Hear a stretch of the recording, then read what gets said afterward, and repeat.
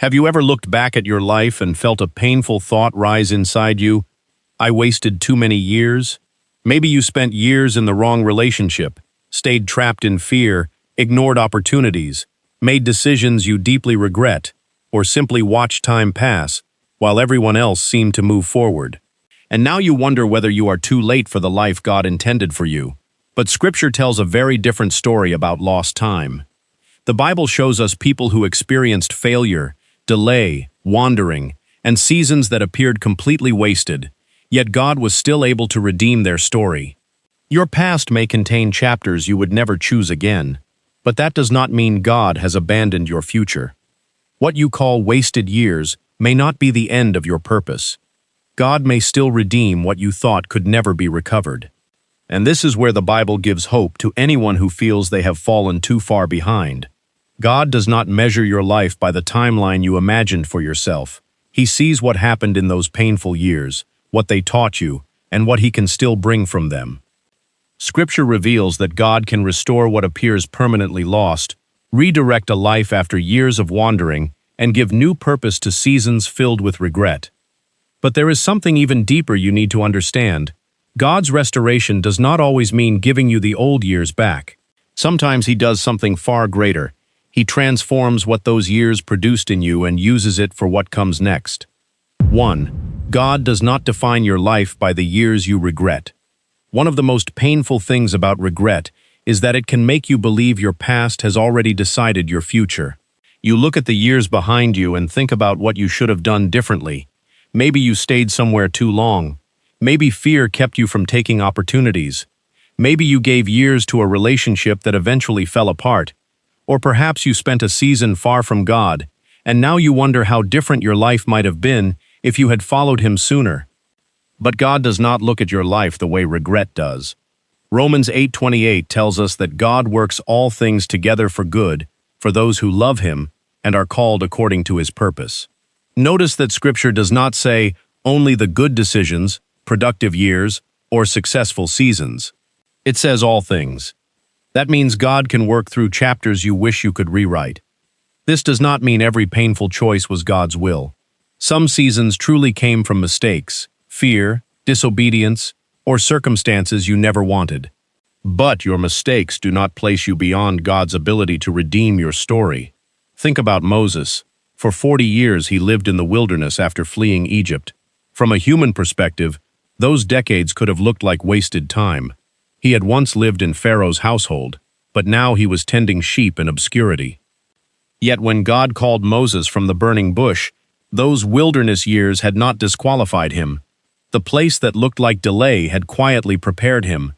So stop measuring your life only by what you failed to accomplish. Ask a different question. What has God taught me through what I survived? The wisdom, humility, compassion, endurance, and dependence on God you gained may become part of what He uses next. Your past can explain where you have been. It does not have the authority to decide where God can take you. 2. God can restore more than time. He can restore what the time took from you. Sometimes when people hear about restoration, they imagine God somehow giving them the exact years back. But biblical restoration is often deeper than simply returning you to an earlier version of your life. God can restore what those years seemed to steal from your heart. Maybe you lost confidence. Maybe disappointment weakened your faith. Maybe years of waiting left you emotionally exhausted. Maybe you watched other people reach milestones while you remained in the same place, quietly wondering, God, did I miss my chance? This is why Joel 2:25 carries such powerful hope. God speaks about restoring the years that the locust had eaten. The promise reveals something important about God's character. Devastation does not have to have the final word. God can bring fruit after seasons that looked barren. And restoration does not always mean receiving the exact opportunity you lost. Sometimes God gives something deeper, wisdom you did not have before, relationships that are healthier, faith that has survived testing, peace that no longer depends on circumstances, and clarity about what truly matters. Perhaps you cannot return to age 25, 35, or 45. But you do not need to. God is able to meet you at the age you are now. Isaiah 43 Shaws 18 through 19 tells God's people not to remain trapped in former things, because He is doing something new. That means your calling is not always hidden somewhere behind you. Sometimes God is asking you to stop staring at the door that closed so you can recognize the one beginning to open. So instead of praying only, "God, give me back what I lost," begin praying, "God, show me what you can create from where I am now." You may discover that restoration is not God taking you backward. It is God leading you forward, without allowing your past to be wasted. But there is something even deeper the Bible reveals about seasons that feel wasted. Sometimes the years you are most ashamed of become the very place where God develops something in you that success never could. And once you understand what Scripture says about that hidden work, you may begin looking at your past very differently. 3. Some of your wasted years were actually years of preparation. One of the hardest truths to recognize while you are living through a slow season is that preparation rarely feels important when it is happening. You may look back at years when nothing seemed to change and wonder, what was the purpose of all that waiting?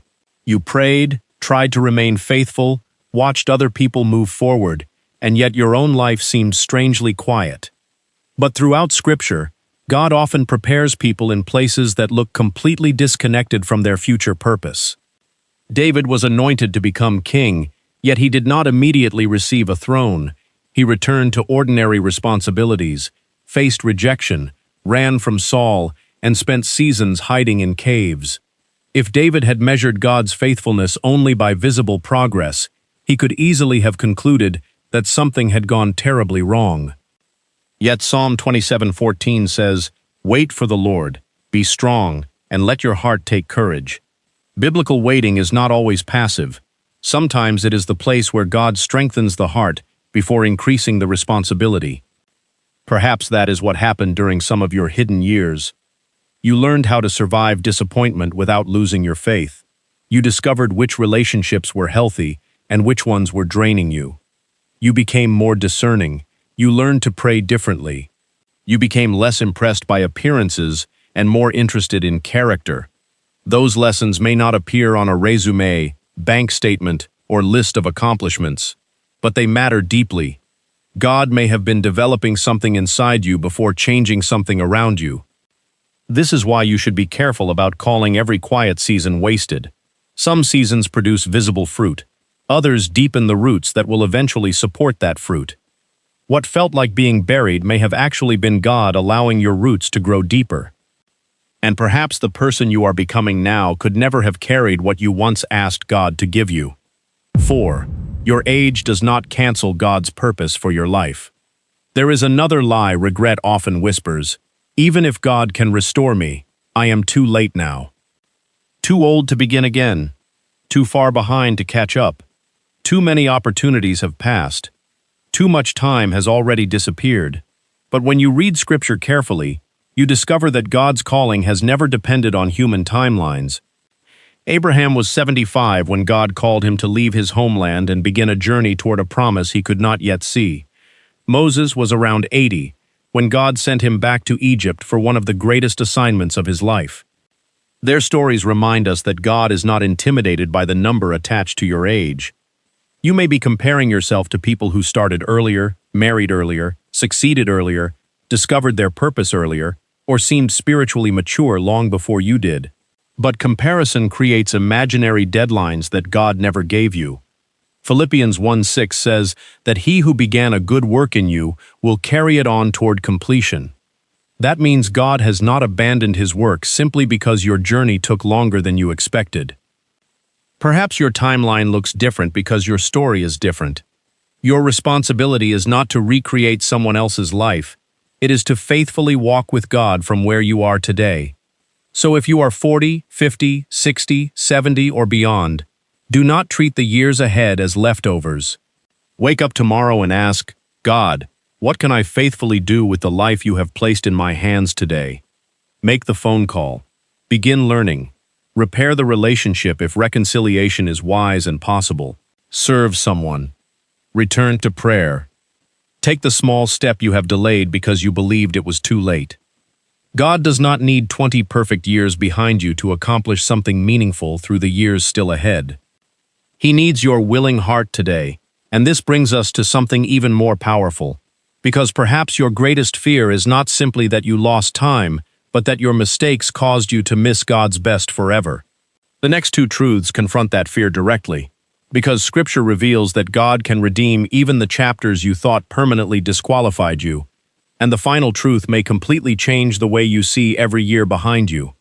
5. Your mistakes cannot cancel God's ability to redeem your story. For some people, the deepest pain is not simply that time passed.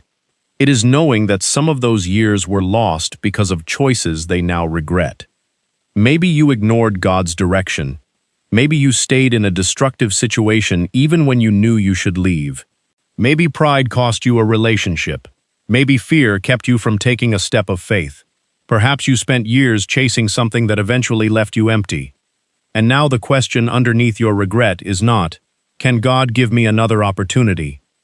It is, "After everything I did, do I still deserve one?" This is where the gospel speaks directly into your shame. Romans 8:1 tells us that there is now no condemnation for those who are in Christ Jesus. That does not mean our choices have no consequences. It means condemnation does not get to become our permanent identity. Look at Peter.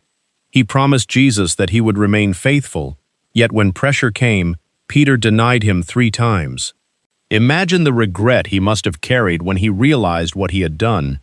But Jesus did not allow Peter's worst moment to become the final definition of his life. In John 21, Jesus met Peter again, restored him, and entrusted him with responsibility. That is important for you to remember. God does not redeem your past by pretending it never happened. He redeems it by refusing to let it have the final word. Your failure can become humility. Your pain can become compassion. Your wrong decisions can produce wisdom that protects you from repeating them. And your testimony can someday help someone who believes they have gone too far to come home. So repent where repentance is needed. Make amends where doing so is healthy and possible. Learn what God wants to teach you. But after you have brought your past to Him, stop returning to it simply to punish yourself. Jesus did not give His life so that you could spend the rest of yours living under a sentence He came to remove. You are allowed to receive forgiveness. You are allowed to grow. And by God's grace, you are allowed to begin again. 6. The years you thought were wasted may become part of the story God uses most. Perhaps this is the truth your heart needs most today. God has not forgotten where you are. You may look backward and see years that cannot be recovered. Birthdays passed, opportunities disappeared, people moved on, certain dreams changed, and there are some things that realistically you cannot return and redo. The Bible never asks you to pretend otherwise, but it does show us something far more hopeful. God can create purpose from places that once contained only pain. Joseph understood this. Years of his life disappeared into betrayal, slavery, false accusation, and imprisonment. He had dreams from God, yet his circumstances seemed to contradict everything he had been shown. Imagine sitting in that prison, wondering whether the best years of your life were disappearing behind walls. Yet later Joseph could look back and recognize something he could not understand while suffering. In Genesis 50:20, he told his brothers that what they intended for evil, God intended for good in order to accomplish a greater purpose. Joseph was not saying the betrayal was good. He was saying God was greater than the betrayal. And perhaps that distinction can begin healing something inside you. The years that hurt you were not necessarily God's desire for you. The mistakes were not secretly good. The losses were real. But none of them are greater than God's ability to redeem. Maybe those years taught you how desperately you need Him. Maybe suffering gave you compassion you never would have developed through comfort. Maybe disappointment broke your dependence on people's approval. Maybe losing what you thought you needed created room for you to discover what truly matters. And perhaps one day you will sit beside someone who believes their life is over and speak with an authority that can only come from having survived your own dark season. Suddenly, the chapter you wanted erased becomes the chapter God uses to bring someone else hope. So hear this carefully. You are not too late. You are not standing at the end of God's possibilities for your life. You are standing here, today, with breath in your lungs, and another opportunity to walk with Him. Psalm 138:8 declares that the Lord will fulfill His purpose for us, and that His steadfast love endures forever. Your purpose is ultimately held by God's faithfulness, not by your ability to create a flawless timeline. You cannot change yesterday, but yesterday does not own tomorrow. Give God the years you regret. Give Him the opportunities you missed. Give Him the relationships that broke you, the decisions you wish you could reverse, and the dreams you believe arrived too late. Then place the years you still have into His hands. Because the greatest evidence of restoration may not be that God gives you your old life back. It may be that He builds something through you now that could only have been built through the person those years helped you become. Your story is not finished. God is still working, and perhaps the years ahead will reveal that His grace was present even in chapters you once believed were completely wasted. If you have spent years carrying regret, you do not have to keep allowing yesterday to steal today. God knows every decision you wish you could change, every opportunity you missed, every season that hurt you, and every moment when you wonder whether you fell too far behind. And He has not abandoned you. You may not be able to recover time exactly as it was, but God can restore purpose, rebuild faith, heal your heart, deepen your wisdom, and lead you into something meaningful from where you are right now. Your life does not need a perfect past to have a purposeful future. So stop asking whether you should have arrived sooner. Instead, ask God where He wants to lead you from here. There is still grace for today. There is still purpose ahead. And God is still writing your story.